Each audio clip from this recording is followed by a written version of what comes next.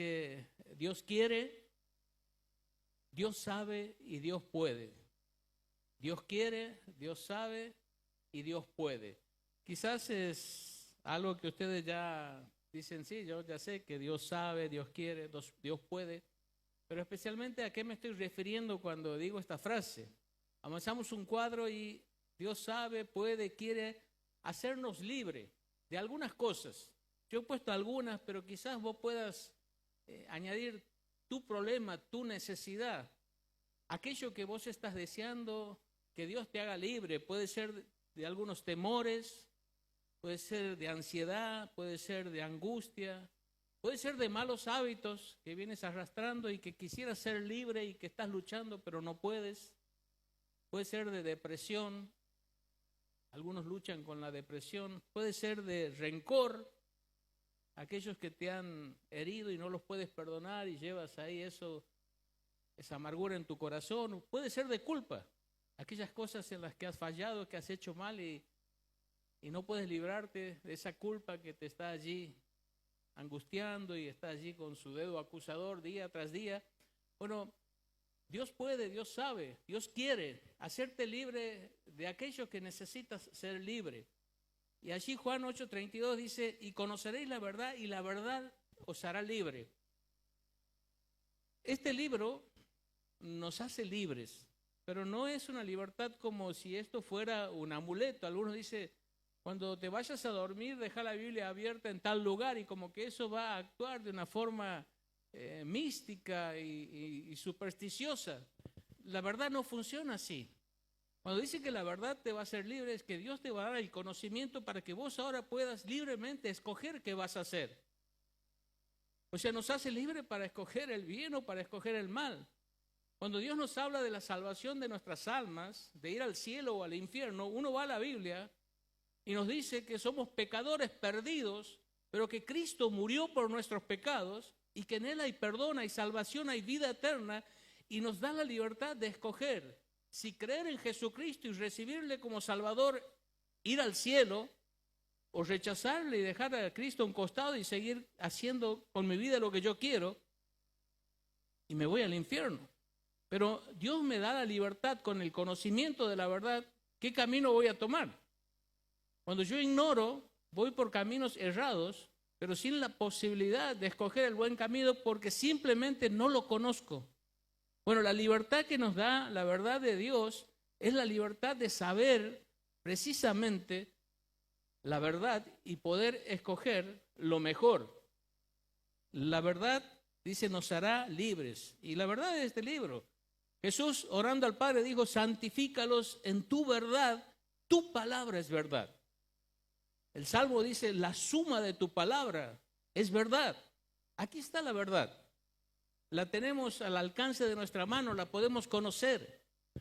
Y si nosotros estamos necesitando ser librados de algo y no sabemos cómo hacerlo, no sabemos qué decisiones tomar, es porque no estamos yendo a la Biblia directamente nosotros o buscando consejo de aquellos que quizás la conocen más y nos podrían orientar y guiar para saber qué hacer y qué decisiones tomar para ser libres. Si conocemos la verdad, vamos a ser libres. Y a mí me gustaría ver algunas verdades de la Biblia que van a ser extraordinarias, que quizás las conocemos, pero que todavía no la hemos interiorizado, no nos hemos apropiado lo suficiente de esas verdades como para conocer la libertad que podemos encontrar en un Dios que sabe, que puede y que quiere. Entonces vamos a mirar algunos versículos, avanzamos un cuadro y vamos a ver algunos versículos y quiero que mires estas verdades. Ahí en Juan 1:12 dice, mas a todos los que le recibieron, a los que creen en su nombre, les dio potestad de ser hechos hijos de Dios. Quiero que vayan recordando estas frases subrayadas. A los que recibieron a Jesucristo, a los que creyeron en Él, dice que Dios nos dio la potestad, el derecho de ser hijos de Dios. Allí Mateo 6:6 dice, mas tú cuando ores, está Jesús enseñando a orar, entra en tu aposento y cerrada la puerta, fíjense, ora a tu Padre que está en secreto y tu Padre que ve en lo secreto te recompensará en público. La potestad de ser hechos hijos, ora a tu Padre. Mateo 6:9 dice, vosotros pues oraréis así, Padre nuestro, que estás en los cielos, santificado sea tu nombre. Vamos un versículo más, dice, pues no habéis recibido el espíritu de esclavitud para estar otra vez en temor, sino que habéis recibido el espíritu de adopción por el cual clamamos, Abba, Padre. Esta palabra Abba era la palabra que un hijo usaba en su intimidad con su padre. El espíritu que mora en nosotros hace que miremos a Dios como nuestro papá, como nuestro papi, como nuestro papito.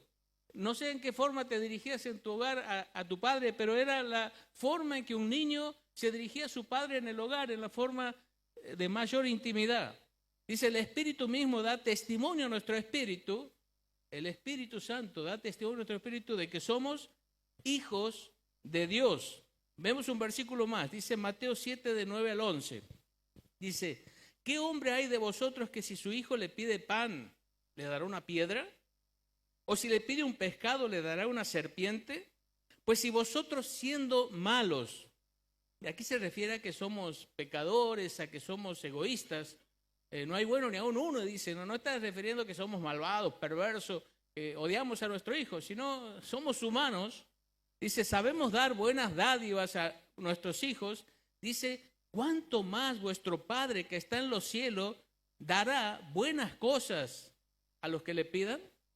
Dice, ustedes que tratan de darle lo mejor a sus hijos, brindarle lo mejor, y siendo que ustedes son pecadores, son egoístas, tienen defectos, hacen lo mejor que puede con sus hijos, imagínense cuánto más nuestro Padre que está en el cielo, que es un Padre perfecto, un Padre lleno de amor, de misericordia, dará cosas a los que le pidan, a sus hijos que le pidan.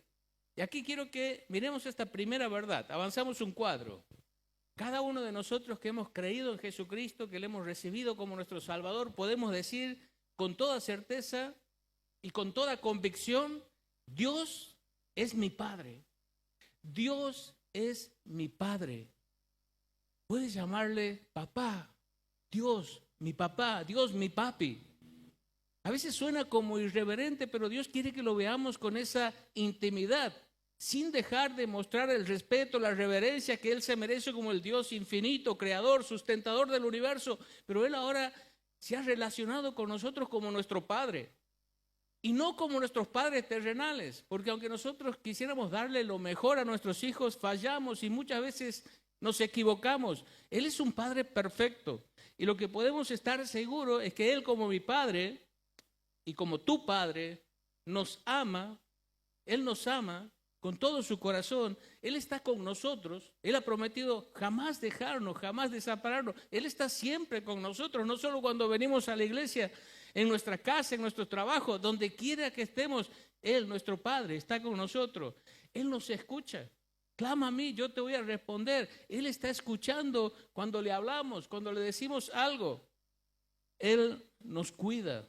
Él ha prometido darnos su protección, su cuidado. Él nos entiende. Él te entiende. No pienses que Dios no comprende cuando te equivocas, cuando haces algo errado, cuando te sientes mal, cuando te pasa cualquier cosa. Él entiende perfectamente lo que estás sintiendo, lo que te está pasando, lo que estás necesitando. En Él puedes encontrar toda contención.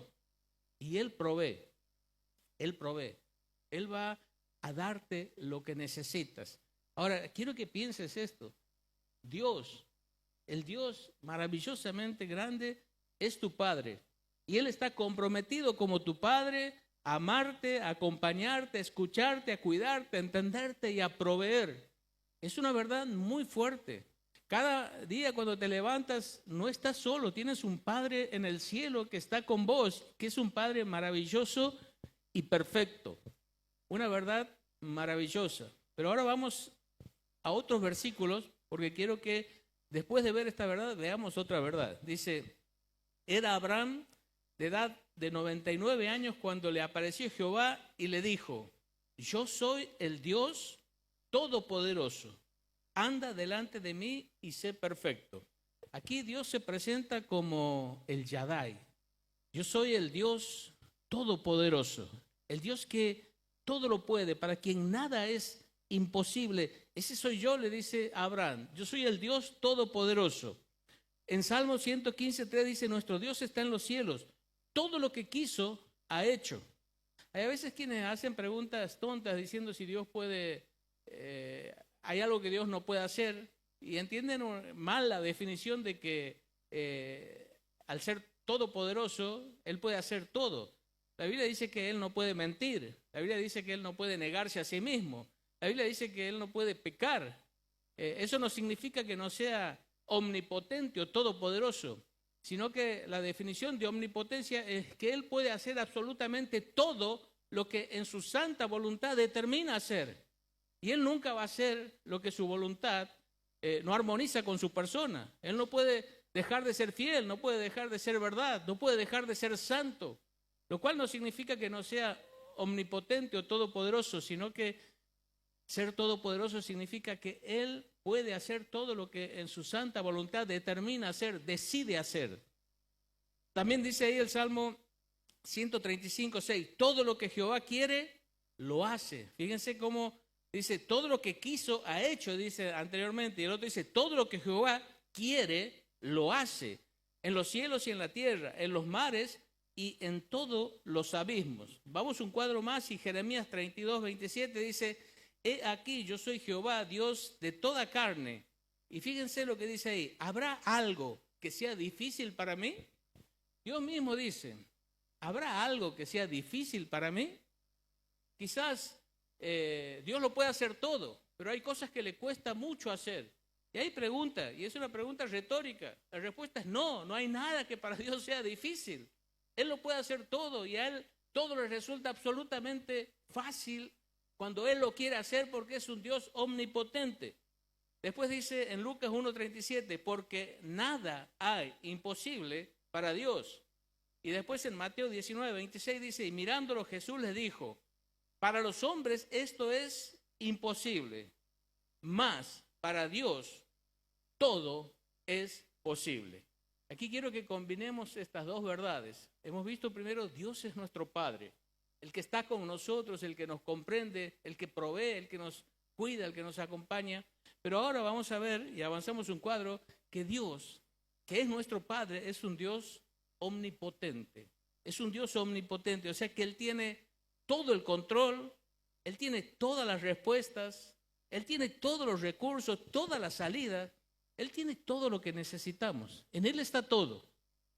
Es nuestro Padre y Él tiene todo el control, las respuestas, los recursos, la salida, todo lo que necesitamos está en Dios.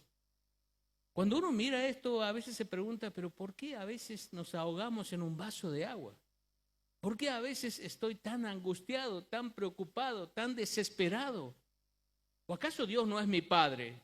¿O acaso Dios no puede, no sabe o no quiere? No, Dios puede, sabe y quiere. Porque es el Dios omnipotente y porque es mi Padre. Él puede y quiere. Entonces, algo está mal en mí. Ahora, cuando yo miraba esto, estas dos verdades, llega una frase que a mí me gustaría que las llevemos esta noche. Uno no puede recordar mucho del mensaje, pero hay una frase, avanzamos un cuadro, dice, no hay un problema tan grande que Dios no pueda ni quiera resolver. No sé qué te está pasando ni por qué estás pasando, pero no hay un problema tan grande que Dios no pueda ni quiera resolver. No significa que Dios no pueda ni quiera hacer lo que vos quieres que haga. No es que se trata de que nosotros vamos a manejar y manipular a Dios para que Él haga lo que yo quiero que haga, lo que yo espero que haga, lo que a mí me gustaría que haga. Él va a hacer lo que tiene que hacer, Él va a hacer lo que sabe hacer, Él va a hacer lo que quiere hacer y siempre es lo mejor. No somos quienes manejamos a Dios, es Dios quien lo maneja todo y nosotros tenemos que entender esta verdad, pero no hay un problema tan grande que Dios no pueda ni quiera resolver. Esta es una verdad bíblica, poderosa, que trae paz a nuestro corazón. A veces estamos en situaciones que parece que todo está fuera de control, que parece que no hay solución, que no hay salida, que no hay respuesta. Y eso nos angustia, nos desespera, nos llena de ansiedad, nos llena de temor. Pero cuando uno piensa, pero Dios es mi Padre, y Él es omnipotente y Él me ama, y Él sabe, Él quiere y Él puede actuar en todo esto. Yo no tengo que desesperarme, tengo que buscar a Dios, tengo que mirar a Dios. Y eso me da una paz y una tranquilidad y una esperanza que solo la encuentro no en una actitud mental positiva, en un pensamiento positivo simplemente, sino en verdades y en promesas de la palabra de Dios. Porque la palabra de Dios tiene promesas y verdades que me hacen mirar mi vida y el futuro de manera positiva, porque estoy relacionado con un Dios soberano, omnipotente, que me ama y que está en control de todo. Entonces, no es que yo empiezo a dar manotazos de ahogado y empiezo a mirar para todas partes. No, yo tengo que volverme a Dios y buscar a Dios, porque las respuestas están en Dios. Lo mejor que puede pasar en lo que estoy viviendo está en las manos de Dios y yo tengo que volver a Él. Ahora, si vos quieres recordar estas verdades, algo que a mí muchas veces me ayuda en los momentos difíciles, es recordar cómo Dios obró en la Biblia. Sabemos que la Biblia no es un cuento, que la Biblia relata historias verdaderas, reales, y que tal cual dice la Biblia que Dios actuó es porque lo hizo así sin ningún lugar a duda. No tenemos que dudar en ningún momento. Y yo empiezo a repetir en mi mente cosas que recuerdo de la palabra de Dios y digo, Dios hizo esto, Dios hizo lo otro, Dios hizo aquello. Dios puede hacerse cargo de mi problema. Dios puede hacerse cargo de mi necesidad. Dios puede hacerme libre de esto que estoy enfrentando.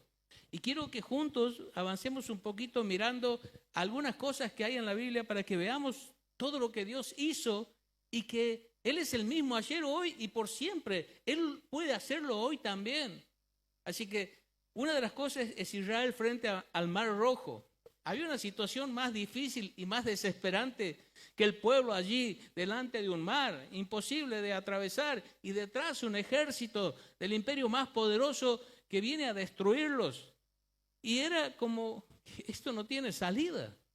Pero allí está Dios, cuidando de ellos, mostrándoles su amor y haciéndole ver lo que Él es capaz de hacer en una situación donde humanamente no hay escapatoria, no hay salida. Dios abre el mar. Y dice que las aguas quedan como muralla a los costados. Ellos pasan por tierra seca. Y no solamente atraviesan el mar, sino que una vez que atraviesan el mar, todos los enemigos que le verían siguiendo por detrás, Dios cierra el mar y todos quedan ahogados. Todo el ejército de Egipto queda ahogado y ellos quedan libres de esta situación que, humanamente hablando, era algo sin salida, era algo imposible. Dios puede obrar en tu situación de la misma manera. Por eso cantamos esa canción, sendas Dios hará donde creas que no hay. O sea, ¿qué salida había para Israel? Y humanamente ninguna. Pero en la mente de Dios y en el poder de Dios estaba ya todo planeado. Vamos un cuadro más. Abraham, Sara y su edad. Dios había dicho que de ellos iba a ser una gran nación, pero no tenían hijos. Pero Abraham ya estaba llegando a los 100 años, Sara estaba en los 90, había sido estéril toda su vida y ahora ya se le había cesado las costumbres de las mujeres. Humanamente hablando, esa situación era totalmente imposible, ya no había forma. Por eso es que comete el error Sara de ofrecerle su sierva, que era una costumbre que se practicaba en aquel tiempo para tener un hijo en sus piernas y que sea como si fuera su hijo, con Agar, y nace Ismael. Pero Dios había dicho que el hijo que iba a nacer iba a ser de Sara. Y frente a esta imposibilidad y a algo que no había salida humana, Dios hace un milagro. Y Sara queda embarazada y nace Isaac, el hijo de la promesa. Y uno ve a Dios obrando de una manera que va más allá de nuestras capacidades, nuestros recursos, nuestros pensamientos, porque Dios es así. Dios es así. Vamos uno más, los amigos de Daniel. Ellos deciden permanecer fieles a Dios y no inclinarse a adorar la estatua que Nabucodonosor había levantado. Y ellos dicen, no nos vamos a inclinar, no vamos a adorar. Y son condenados a ser lanzados en un horno de fuego. Lo calientan 7 veces más de lo normal, a tal punto que los que van a echarlo, a arrojarlo a ese horno de fuego, mueren por el fuego que salía por la boca del horno. Era tan intenso el calor, no sé cuántos grados habrá tenido ese horno, pero solo los que se acercaron al horno murieron quemados. Y estos 3 amigos de Daniel fueron lanzados en aquel horno. ¿Qué posibilidad había de que sobrevivan a esto? Ninguna, absolutamente ninguna. Pero allí Nabucodonosor mira y dice, pero echamos 3, veo a 4. Y ahí está Dios, siendo fiel y librándolos. Porque Dios es el mismo, ayer, hoy y siempre. No importa que vos humanamente no encuentres salida, no encuentres respuestas. Lo que importa es que Dios es tu Padre, te ama, está comprometido con tu vida y que Él no ha cambiado. Él es el mismo ayer, hoy y siempre. Ahora, avanzamos uno más y podemos ver al paralítico de Betesda, 38 años, postrado. Ellos creían, seguramente era una superstición, de que un ángel venía de tanto en tanto, movía las aguas y el primero que entraba se sanaba. Y seguramente el primero que entraba era el que mejor estaba, o sea, salía corriendo, entraba, que le habrá dolido las rodillas, el tobillo, y salía sano supuestamente. Para mí esto no es una obra de Dios desde ningún punto de vista, esto es una superstición. Pero este hombre hacía 38 años que estaba ahí, esperando un golpe de suerte. Pero ya no tenía ni siquiera, quizás en algún momento había algún amigo, algún pariente, pero bueno, lo fueron abandonando, quedó solo. Y el paralítico era imposible. Pero llega Jesús y le dice, ¿quieres ser sano? Y allí le dice, toma tu lecho, levántate, vete a tu casa. Y alguien que estaba condenado a pasar el resto de su vida allí postrado en ese lugar, esperando algo que sabía que nunca iba a llegar, de repente la presencia de Dios a través de la persona de Cristo lo levanta, lo restaura. Uno más, María, Marta y Lázaro. Jesús era su amigo, iba de vez en cuando, pasaba por ahí, iba a comer con ellos. Se enferma Lázaro. Bueno, no hay problema, Jesús es nuestro amigo, solo es cuestión de avisarle. Le avisan, pero Jesús no llega. Y Lázaro muere. Pero no importa, ya resucitó a la hija de Jairo, a la hija de la viuda de Naín, tal vez viene y lo resucita. Pero Jesús no llega. Y lo entierran, a comer, bueno, vendrá a consolarnos. Jesús no llega. 4 días pasan. Y en el pensamiento del judío, el 4º día ya el cuerpo entraba en descomposición. Por eso cuando Jesús dice que abran la tumba, dice, hiede ya.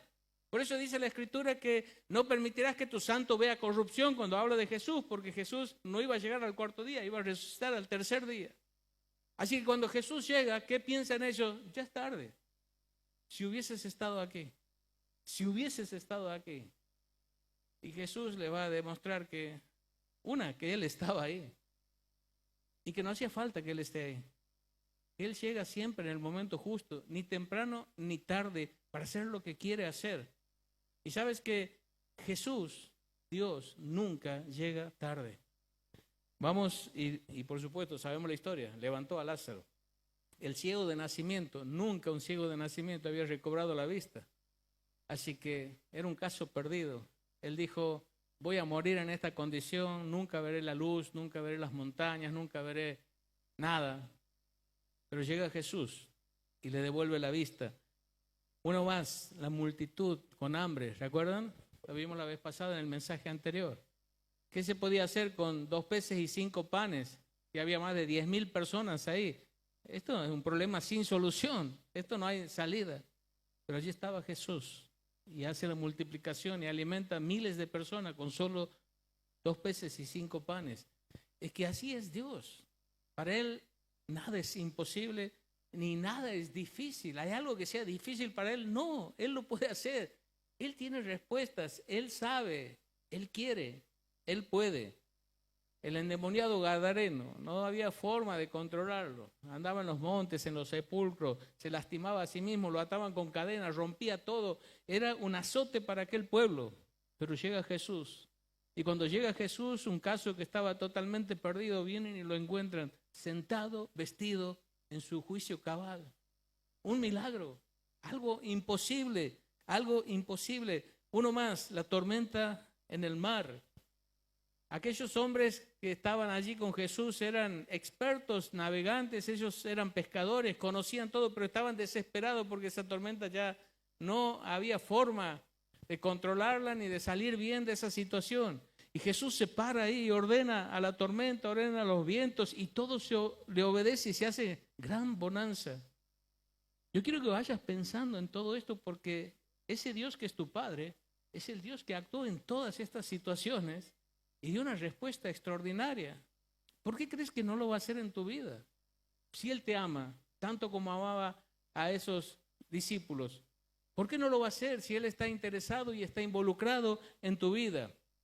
Y uno más, la mujer con flujo de sangre, lo hemos visto la semana pasada, este es el último, 12 años, una mujer empobrecida porque había gastado todo con los médicos, pero nadie le había podido dar una solución. Una mujer excluida porque era considerada inmunda y no podía relacionarse con las demás personas, estaba excluida de la sociedad.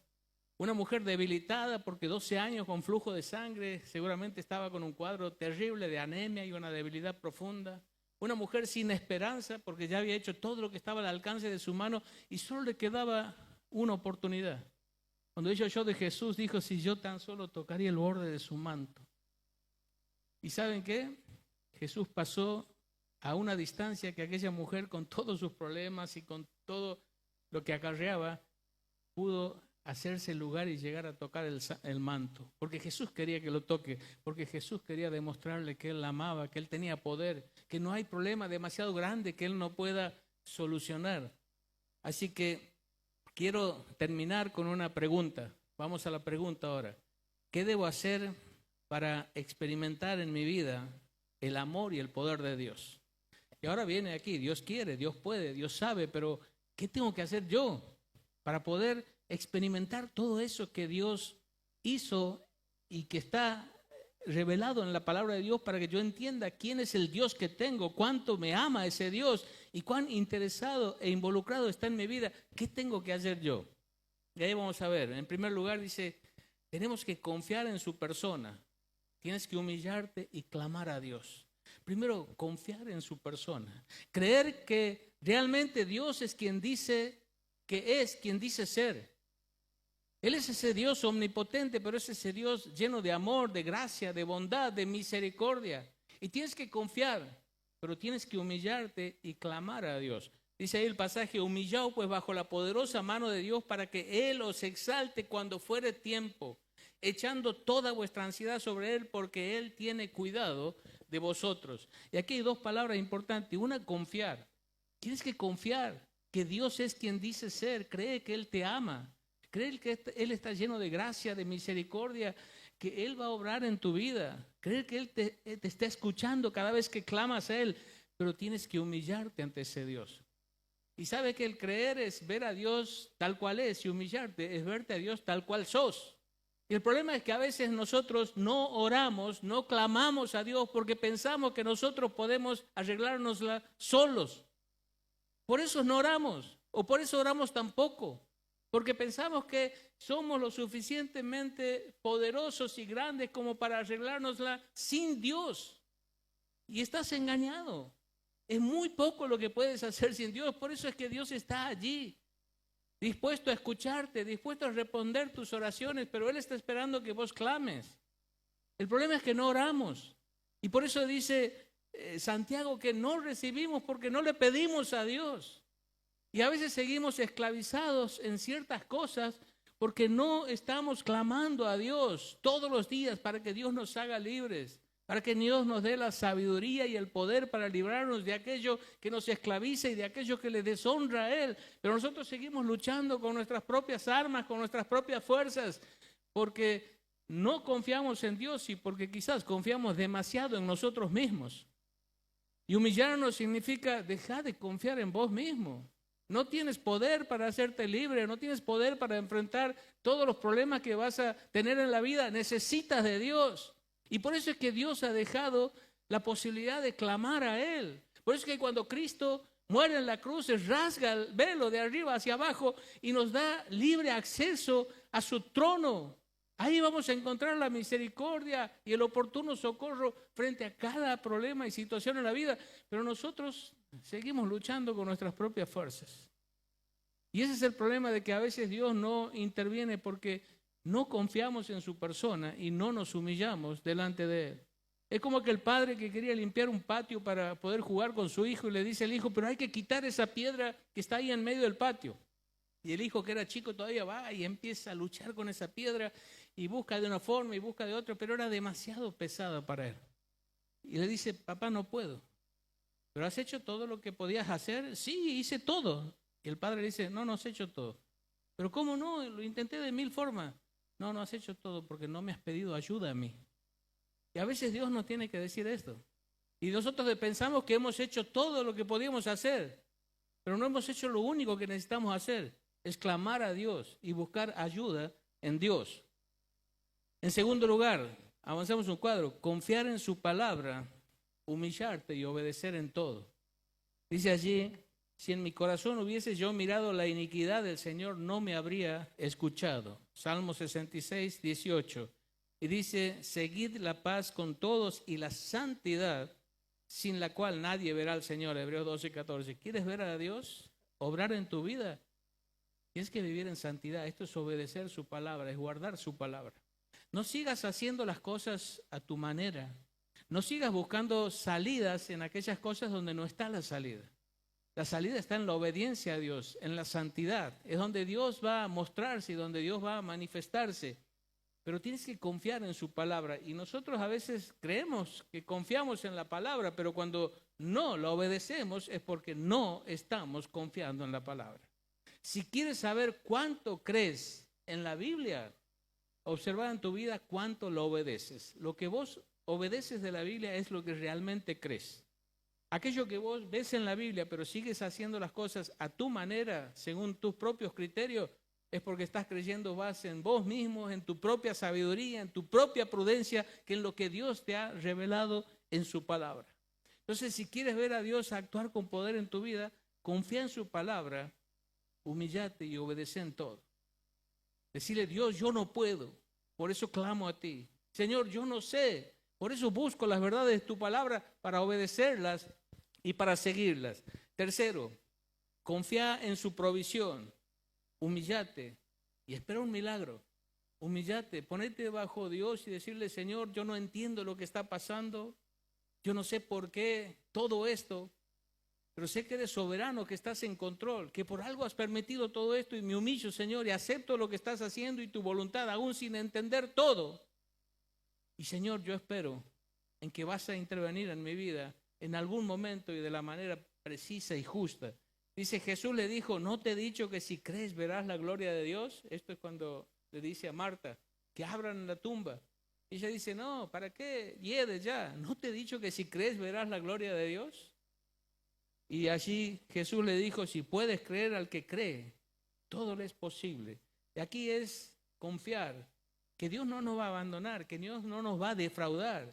Si yo estoy confiando y clamando a Él, si yo estoy confiando en su palabra y viviendo en santidad, yo tengo que confiar que Él en el momento justo va a poner su mano, va a introducir su mano en mis circunstancias y va a obrar de la manera que estoy necesitando y me va a hacer libre.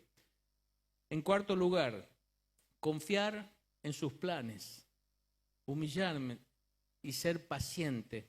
Dice así, porque mis pensamientos no son vuestros pensamientos, ni vuestros caminos mis caminos, dijo Jehová.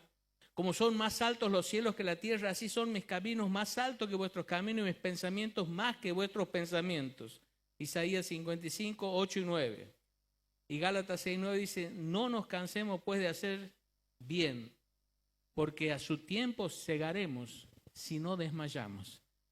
Y tenemos que saber que Dios tiene sus tiempos y que Él va a obrar en el momento justo.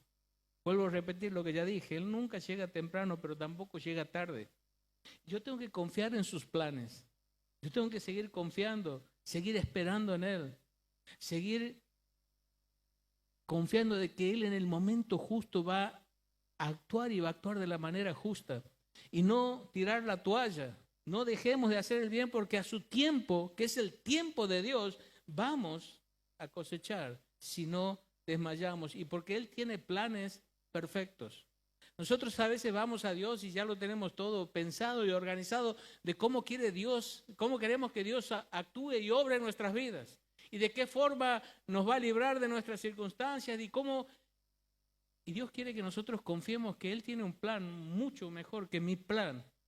y de que Él lo va a hacer 10,000 veces mejor de lo que yo lo haría. Y yo simplemente soy paciente y espero. Y aunque a veces esa espera me llena de angustia y me llena de incertidumbre, yo decido confiar en Dios, confiar en su palabra, confiar en sus tiempos y esperar siendo fiel a Dios. Hacemos un repaso. Confía en su persona. Dios es quien dice que es. Él te ama, Él es omnipotente, Él es soberano. Él está lleno de amor, de gracia, de misericordia y Él va a actuar en el momento justo. Confía en su palabra. Lo que Él te dice aquí es para tu bien. Todo lo que Él te manda, lo que es su voluntad es buena, agradable y perfecto. Tienes que obedecerlo, porque obedecer su palabra es vivir en santidad. Y sin santidad no vamos a ver a Dios obrar. En pecado no vamos a ver a Dios obrar. Confiar en su provisión, humillarte y esperar un milagro. Saber que Dios no te va a defraudar. Si estás esperando en Él, si estás confiando en Él y estás allí humillado delante de Dios, aceptando lo que Él ha decidido hacer, pero sabiendo que Él va a actuar, humíllate y espera. Dios va a actuar. Dios va a intervenir en tu vida. No te va a desamparar ni te va a defraudar. Confía en sus planes, humíllate y sé paciente. Espera los tiempos de Dios. Él sabe cuál es el mejor momento. Él sabe cuál es la mejor forma y Él lo va a hacer. Dice Isaías 66:2, miraré, dice Dios, a aquel que es pobre y humilde, aquel que se da cuenta que necesita de Dios, que solo no puede, que solo no sabe, que sus planes no son tan buenos como los planes de Dios, pobre y humilde de espíritu y que tiembla mi palabra, que toma este libro en serio, que toma las verdades de aquí en serio, que toma las promesas que hay aquí en serio, que toma la revelación de Dios que está en este libro en serio. Tiembla ante mi palabra, esta es la verdad, la creo y me apropio de ella, porque Dios me ha dejado su palabra para que tengamos victoria en Él y no en nosotros mismos. Y me gustaría terminar con la letra de una canción. Le hubiese pedido a los chicos que la canten, pero había poco tiempo y no los quería poner en el compromiso. Tal vez otro día la puedan preparar. Pero es la canción que hace 36 años Freddy se la cantó a mi primo Marcelo, que partió a la presencia del Señor el año pasado. Él estaba yéndose a monte, yo no sé si te acuerdas, Freddy, yo me acuerdo, no me olvidé nunca de esa canción. Él se iba a monte, hicimos una reunión en la casa de Mecha y Adriana, que ambas ya partieron a la presencia del Señor de la iglesia de San Lorenzo, y lo estábamos despidiendo. Él se iba a monte, pero con muchos problemas en su vida, en su familia, y entonces Freddy le dedicó esta canción cantada con guitarra. Freddy no se acuerda, yo nunca me he olvidado de esa canción, y decía así: no hay problema que Dios no pueda resolver. La versión de Freddy decía: no hay problema que Dios haga impotente. No hay montañas que Él no pueda mover. No hay tormentas que Dios no pueda calmar. Ni hay herida que Él no pueda sanar. Y después dice: si el pecado del mundo llevó sobre sus hombros, yo sé, mi hermano, que Él te puede cargar. Si el pecado del mundo llevó sobre sus hombros, yo sé, mi hermana, que Él te puede cargar. Y Freddy le cambió la letra ahí. ¿No te acuerdas tampoco? Y él le dijo: yo sé, Marcelo, que Él te puede cargar. Yo sé, Marcelo, que Él te puede cargar. Y termina, la canción dice así, es Mateo 11:28. Vengan a mí todos los cargados y trabajados, que yo os haré descansar. La canción dice: venid a mí los agobiados y descanso hallaréis en mí. Y la invitación es: quizás tienes un problema, una adversidad, un dolor, algo de lo que necesitas ser libre. Sea lo que sea, cada uno tiene circunstancias distintas y enfrenta cosas diferentes. Ahí está ese Dios que te amó tanto que envió a su Hijo a buscarte y a salvarte, dispuesto a escucharte y dispuesto a extender su mano y sacarte de ese problema, de ahí donde estás, en sus tiempos, en su forma, pero mostrarte todo su amor, su gracia y su misericordia. Lo único que tienes que hacer es esta noche arrojarte a sus brazos de amor. Él te va a sostener. Él te va a sostener con toda seguridad. Arrójate a los brazos de Dios. Él no te va a dejar caer. Él te ama. Él sabe. Él puede. Y Él quiere, porque es tu Padre. ¿Oramos? Señor, nunca vamos a entender por qué nos amas tanto y por qué has querido relacionarte con nosotros de una manera tan extraordinaria y hacernos tus hijos y ser nuestro Padre. Y estar allí, Señor, dispuesto a escucharnos, a ayudarnos, a extendernos tu mano cuando nosotros simplemente decidimos confiar y entregarnos a ti, Señor. Padre, tú conoces cada corazón aquí esta noche. Tú sabes cada necesidad de cada uno aquí esta noche. Simplemente obra en nuestros corazones para que nos animemos y tomemos este paso de arrojarnos a tus brazos, sabiendo que nos vas a sostener y que nunca nos vas a dejar caer. Ayúdanos. Te lo pedimos en el nombre del Señor Jesús. Amén.